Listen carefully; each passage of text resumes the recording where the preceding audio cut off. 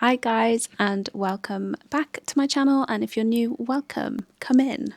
We're here to craft and be curious and creative together. I have a few crafts in mind for us today, and they're all involving paper. I wanted to do something that was like super accessible, super easy to just do on the fly. You wake up that day and you want to craft, but you don't want to go out and buy things or source materials. I've got 3 crafts that I'm going to get done today, and hopefully they give you some inspiration and some ideas for you to try as well. And yeah, I think we should just get into it. I think we should just start crafting. So this first craft that I'm doing, I was inspired by a bunch of projects that I saw on Pinterest. I have this cheap IKEA vase that I never use, and it just sort of sits on my shelf and looks a bit sad. So decorating it with a paper cover seems like a great option. Even when the vase is empty and doesn't have anything in it, I think it'll just elevate it and make it look a bit more fun. And the great thing about this is that I don't have to go out and find a new vase, and I can just change things out as well. I did make a few mistakes. As you can see here, I'm checking to see that this paper fits around the vase, and it looked fine, so I cut a bit more off. That was mistake number 1. It was a bit tight and I did have to make adjustments. So I would recommend going a bit bigger than you anticipate, especially if you're working with a vase that's like rounded like mine was.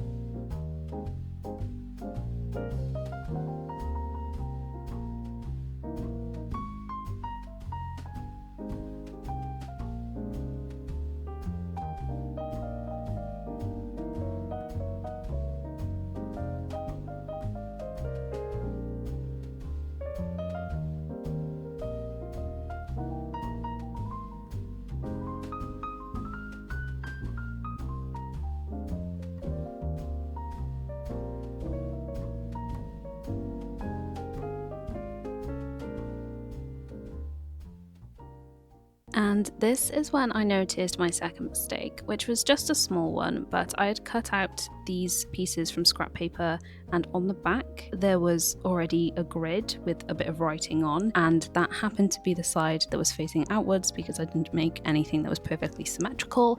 So that's what I had to work with. I didn't want to mess about cutting out new shapes. I had to use a large paper for this, so I didn't really want to waste anything. So I just made it work for me, and I actually used the existing grid as a guideline for my new colourful checkerboard on the other side of the vase.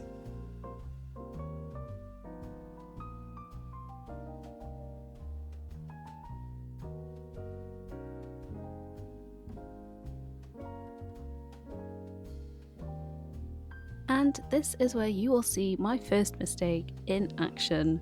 I could not get this thing onto the vase after I'd glued it together.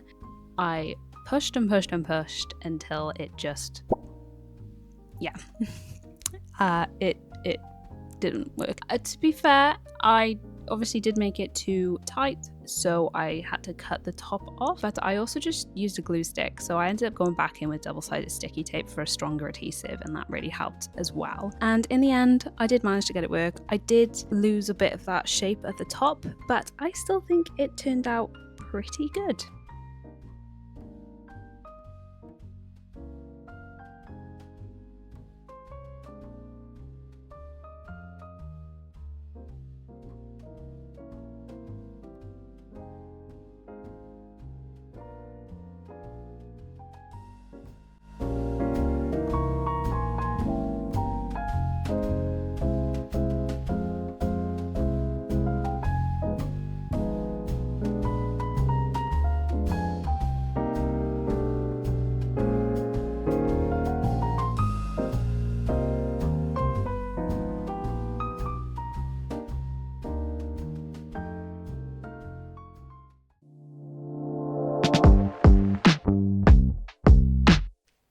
This next craft is a simple one, but one that I desperately need.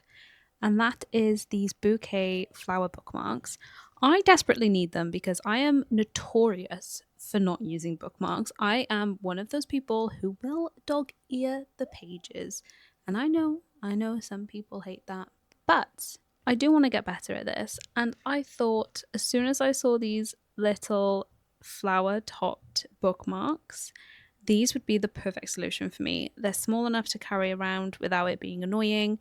They sort of slot on the top of the book and look pretty, so it's not just this thing dangling around. And I get to make it myself, which hopefully means that I will also use it more often. That's my train of thought anyway.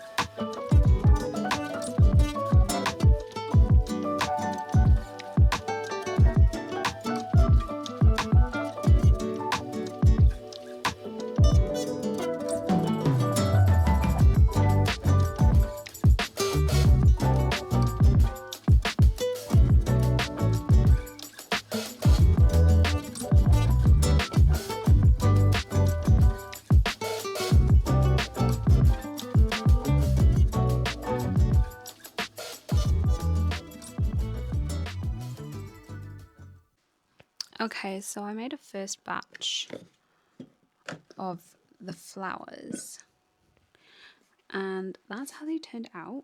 I did mess one of them up. One of them didn't match up well. That's my fault because the first time I did this, I just freehanded it and didn't think about the symmetry or halving things. So on the second go, I did do that, and I used tracing paper to make sure they were as even as possible. And I ended up with these guys. I think these are really cute. And I got all the ones that I wanted. I've got a pansy, a daffodil, not that it looks very daffodil-like, and a four-leaf clover, and then just a random red one. And I'm thinking they could live in this. Yeah, I think this is adorable. Look at that. Guys. Ah, that's so cute. Even just popping it there. It's quite cute, isn't it? Can you even see that? No. But yeah, I think that works so nicely. And they're easy to reach if I need a quick little bookmark. And I think I'm actually going to be excited to use those. Whereas with any other bookmark, I've not really cared and I always lose them or they're not to hand. So to have like a little bouquet of flowers, oh, that's adorable. I'm actually more surprised than I thought I'd be about how nice this is. This final craft is definitely a practical one. I am making some seed packets, a way to store the seeds that I've already opened in a cute and clean way. This is really nice as well because it's just folding paper. You don't actually need anything else. I do have this nice decorative paper. I have a whole book of it and I just wasn't getting much use out of it. So I thought it would be a good way to use up some of that paper as well. And it's conveniently already square shape, which is the shape I need to make these little envelopes.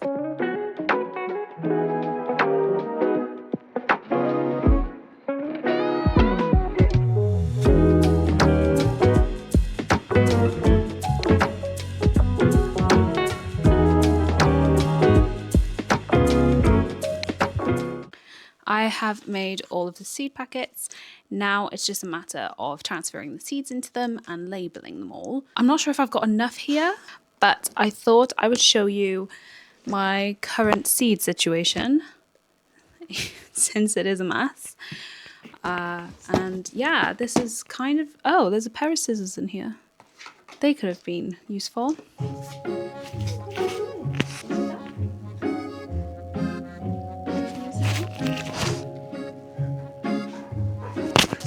There we go. Okay, Hank's joined us. Sorry about that. But this is my current seed situation. It's all a bit of a hodgepodge, to be honest. And it stresses me out every time I want to go through it. So I need to fix it. Hence the cute little seed packets instead. This might be temporary. If I decide I like this, I might go through the effort of making something a bit more in my style and my aesthetic, but I'm just using what I have. I have all of this paper already. It's springy, it's got garden vibes, a lot of it, so I'm just working with what I have for now. But yeah, if I do like it, I think in the future I might make it more my style. I'm going to go through and try and start labeling and decanting some of these seeds.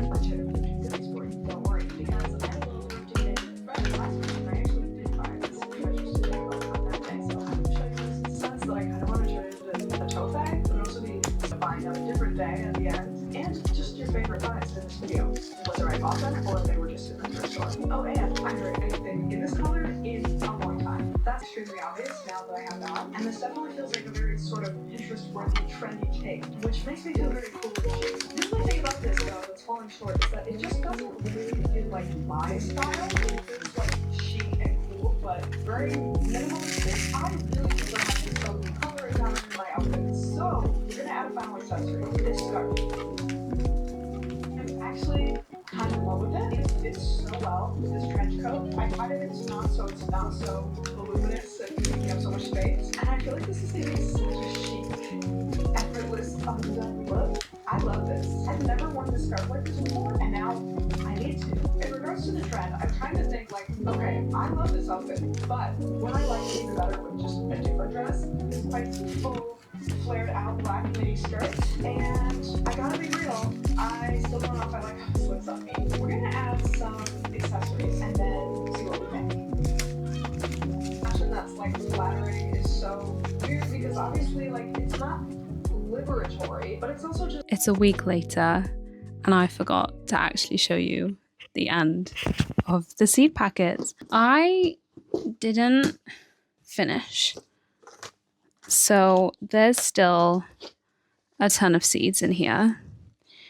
I think this is something I'm just going to have to do slowly over time, just as and when. But I did get a good, you can't see that, a good amount done. So I'll just show you some of them. I did get a decent amount finished actually. I actually do really like how they look, and it is a lot more convenient storage wise having them in these little packets compared to like these big things that they usually come in. It's definitely worth it. They're neat. It's simple. They look really cute. They're all sort of to theme as well, which I really like.